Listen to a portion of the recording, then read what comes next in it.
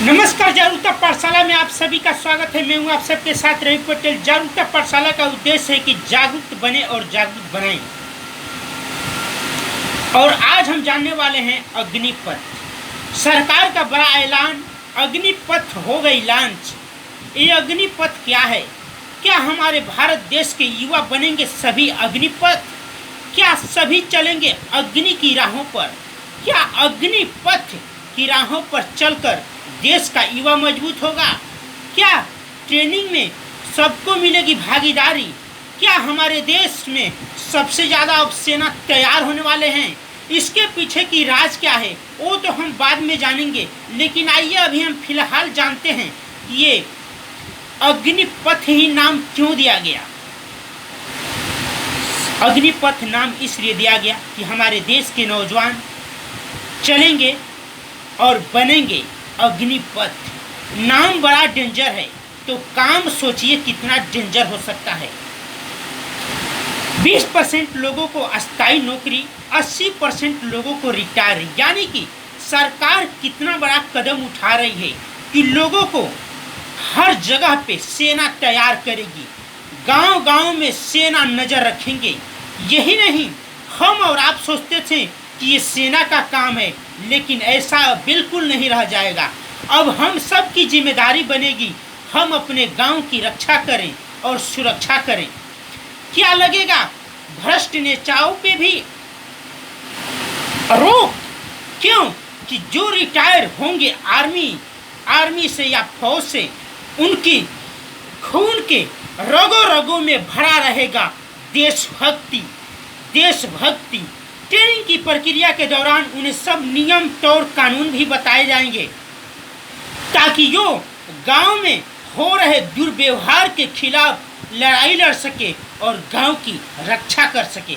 सरकार की बड़ी योजना है और बड़ी प्लान है। इसके बीच की राह शायद कुछ लोग समझ पाएं या नहीं समझ पाएं, लेकिन ये मानिए तो आने वाले समय के लिए बहुत ही बेमिसाल और कारगर कानून साबित होना है।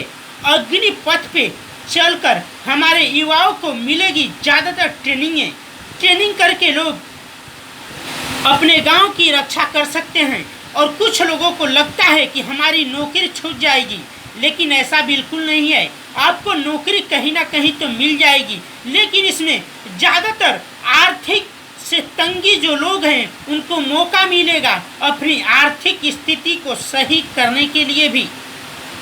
और यही नहीं, बहुत सारे फायदे हैं। नज़र की नज़रिया को बदले तो हम नज़ारे ही बदल सकते हैं।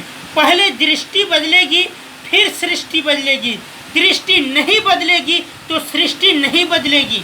तो आइए हम सब मिलकर अग्निपथ योजना को आगे बढ़ाने में अपना सहयोग देते हैं।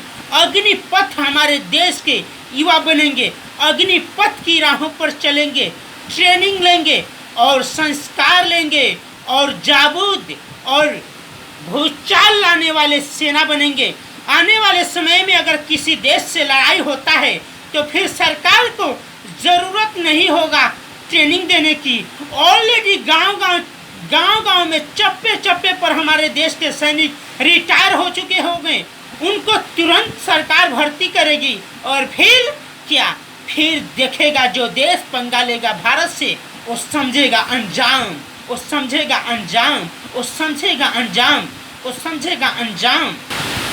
कुछ ही सालों में अब भारत चीन को पीछे छोड़ देगा सेना के मामले में। अब तक हम और आप सुनते तो आ रहे थे कि सबसे ज़्यादा सेना की संख्या चीन में है, लेकिन कुछ ही सालों के बाद वो लिस्ट शायद पीछे छूट जाएगा और नाम आ जाएगा भारत का कि सबसे ज़्यादा सेना किसके पास है, तो भारत के पास है। और इससे एक भी फायदा होने वाला है। बहुत सारे लोग तैयारी तो करते थे सेना के लिए कि लेकिन भर्तियां सीमित रहती थी। इस योजना की वजह से भर्तियां ज़्यादा आएगी, ज़्यादा युवाओं को मौका मिलेगा सपने सजोने का, सपने संजाने का और देश की सेवा करने का। बहुत सारे युवा तैयारी तो करते थे, लेकिन कुछ ही लोग भर्ती हो पाते हैं। भर्ती कम होने की वजह से तो उनका दिल टूट जाता था, लेकिन अब ज़्यादातर युवाओं को मिलेगा मौका। इसके लिए हम और आपको आज बोलना चाहिए जय हिंद और जय भारत। समय समय पर आप हम और अपडेट होते रहें। हमें निजी स्वार्थ सोचने के मामले में सबसे ऊपर अपने देश को रखना चाहिए। और आज वक्त आ गया है कि हमारे देश के युवा हमारे देश के बारे में सोचे और समझे। हम बेरोजगार तो कभी नहीं रह सकते हैं। हमारे पास जज्बा रहेगा, जुनून रहेगा तो हम कहीं ना कहीं रोटी कमाएंगे और खाएंगे, लेकिन अपने देश का सर्वप्रथम नाम पूरे विश्व में ऊपर ले जाएंगे। जय हिंद और जय भारत।